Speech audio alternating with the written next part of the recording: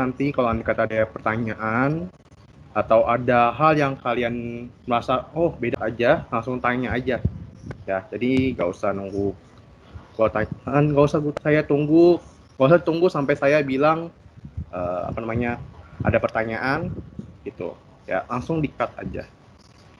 Nah, di sini ada 4 soal yang bakal saya bahas. Untuk soal pertama ini adalah mengenai pasar input. Yang kedua ini adalah mengenai pasar persaingan sempurna. Nanti ini kita lebih ke arah lihat grafiknya, terus ngitung laba atau rugi, terus bagaimana kondisi perusahaannya. Terus yang soal ketiga ini adalah mengenai diskriminasi pasar yang ada di pasar monopoli. Dan soal keempat ini mengenai teori biaya produksi. Nah, saya bahas dari yang soal pertama dulu ya. Nah, untuk soal pasar input, biasanya soalnya itu berupa tabel seperti ini. Kalau saya lihat dari soal-soal tahun lalu ya. Terus nanti ada keterangan, ada pasar input, ada harga input, harga output, jumlah input, dan jumlah output. Nanti yang akan ditanyakan itu adalah bagaimanakah bentuk pasar inputnya, pasar outputnya, dan berapa besarnya input yang digunakan. Nah, seperti yang kita tahu kalau di materi pasar input, itu ada 4 kondisi. Yang pertama itu adalah kondisi pertama, yaitu mengenai pasar inputnya PPS, pasar outputnya PPS. Atau yang kita biasa ngomongnya PPS-PPS. Nah, kondisi kedua adalah PPS monopoli, yaitu inputnya PPS dan outputnya monopoli. Kalau kondisi ketiga itu adalah inputnya monopsoni, outputnya PPS. Dan untuk kondisi yang keempat adalah inputnya monopsoni dan outputnya monopoli. Nah, pada umumnya kalau saya perhatiin soal-soal tahun-tahun lalu, itu yang keluar itu cuman di antara kondisi satu dan kondisi kedua. Nah, pas saya dulu belajar di ekonomi mikro di kelas juga latihan soalnya di kasus satu atau kasus kedua. Nah, sekarang jadi bahas dulu sedikit mengenai pasar inputnya. Nah, setiap kondisi itu bakal ada persamaannya. Nah, sebelum kita buat dapat persamaannya itu ada caranya atau rumusnya gitu. Nah, seperti yang kita tahu, kalau kita nyari berapa kuantitas agar mencapai laba maksimum, itu kita kan selalu menggunakan rumus MR sama dengan MC kan, yang lagi saya nyalain selnya. Nah, itu akan kita pakai buat cari rumusnya atau persamaannya, buat kita nyari berapa banyaknya input. Tapi sebenarnya kalau kita aneh kata hafalin persamaan itu juga nggak masalah. Nah, gimana sih cara buat mendapatkan persamaannya itu? Nah, ini ada step-stepnya. Jadi kalau aneh kata, kalau PPS itu kenapa sih bisa P sama dengan MC? Karena kalau di pasar persaingan sempurna, MR itu sama dengan P. Jadi bisa kita substitusikan MR menjadi P. Jadi kayak gini, yang sebelah kiri. Nah, untuk MC itu ada rumusnya, yaitu PL per MPPL. Nah, jadi habis itu kita bisa cari atau kita kali silang P dikali MPPL dapatnya VMPL. Makanya untuk kondisi yang pertama, yaitu dengan input PPS, output PPS, itu kita mendapatkan persamaan VMPL sama dengan PL. Nah, untuk kondisi yang kedua, itu kita menggunakan persamaan MR sama dengan MC, karena outputnya adalah monopoli. Jadi kita nggak bisa substitusi P sama dengan MR. Nah, sama yang seperti tadi, untuk MC itu bisa kita pakai rumus PL sama dengan MPPL, maka MPPL dikali MR hasilnya MRPL. Nah, itu sekilasnya. Nah, sekarang kita masuk ke soalnya. Di soal A ditanya bentuk pasar input, yang B bentuk pasar output, yang C berapa besarnya input yang digunakan. Nah, saya bahas dulu dari soal A. Nah, gimana sih cara cari bentuk pasar input? Nah, ini tadi kebetulan BCDE-nya udah saya tulis nih di atasnya, keterangannya. Nah, untuk cara cari pasar inputnya, kita lihat di harga input. Harga input ya. Lihat di harga input, kalau seandainya harga inputnya itu tetap, atau konstan, nggak berubah-ubah, itu artinya pasar inputnya adalah PPS. Kalau dia berubah-ubah, itu namanya monopsoni. Nah, kalau kita lihat di pasar input soal ini, harga inputnya itu sama alias konstan. Jadi kita bisa bilang pasar input di sini adalah PPS. Nah, gimana cara lihat pasar output? Caranya kita lihat di harga outputnya. Sorry, typo. Di kolom C ini kita lihat nih, harganya berubah-ubah. Nah, kalau andai kata harga output, kalau andai kata dia konstan atau sama terus, dia itu adalah PPS, pasar pasangan sempurna. Kalau seandainya dia berubah-ubah, itu artinya dia adalah pasar monopoli. Ya. Nah, karena ini adalah berubah-ubah, berarti ini adalah pasar monopoli. Jadi outputnya adalah monopoli. Nah, berarti untuk soal A dan soal B-nya udah kita jawab.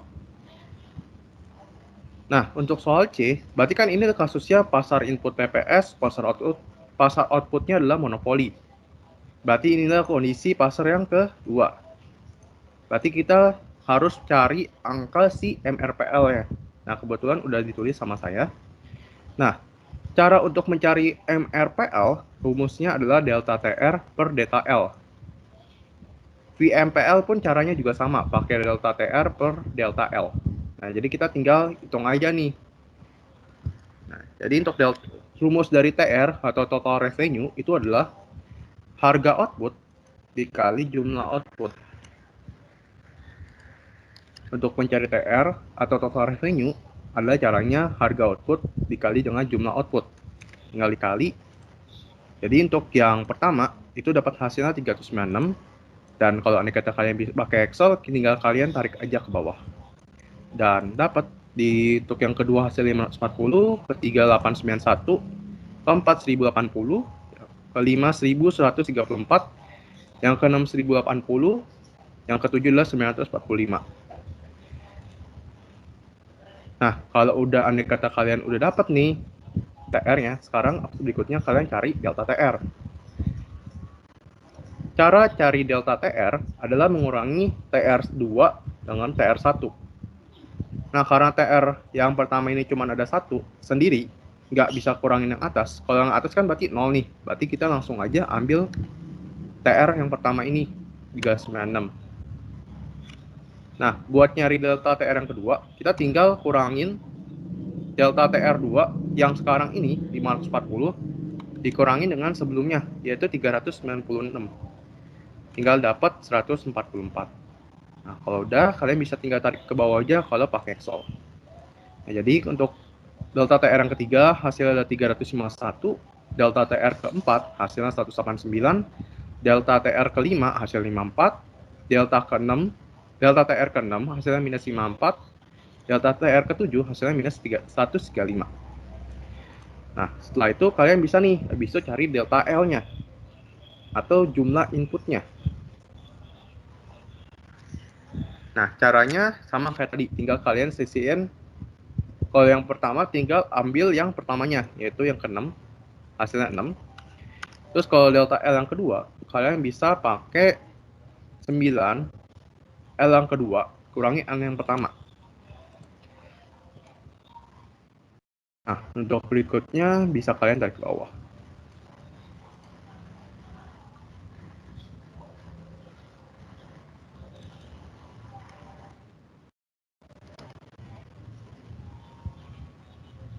Nah, setelah itu kalian bisa langsung pakai rumusnya, yaitu delta TR dibagi L.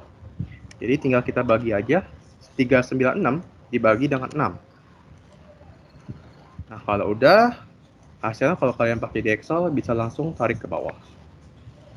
Hasilnya yang pertama MRPL-nya 66, yang kedua 48, yang ketiga 117, yang keempat 63, yang kelima 18, yang keenam minus 18, yang ketujuh minus 45.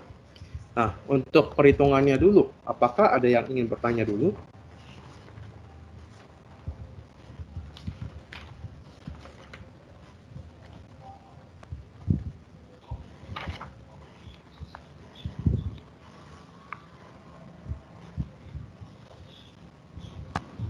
nggak ada.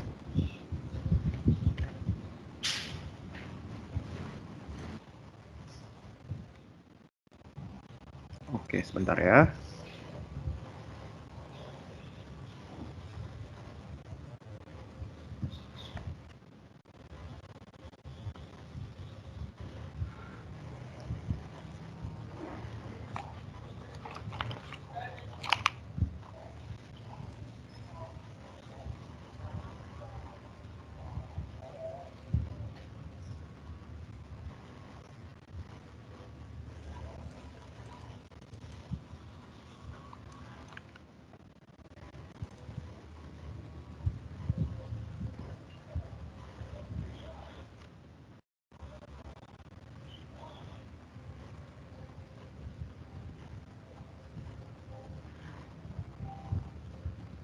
Sebentar, saya merasa ada yang salah bentar.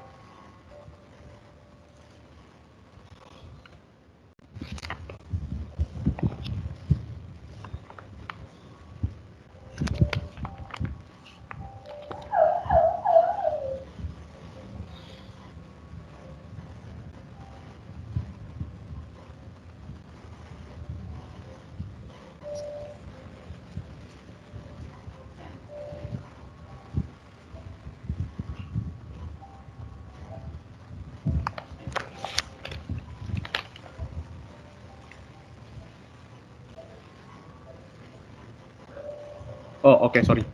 Nah, kalau kalian udah dapat nih hasil MRPL-nya, nah setelah itu kalian harus pakai yang persamaan tadi, yang tadi kita cari.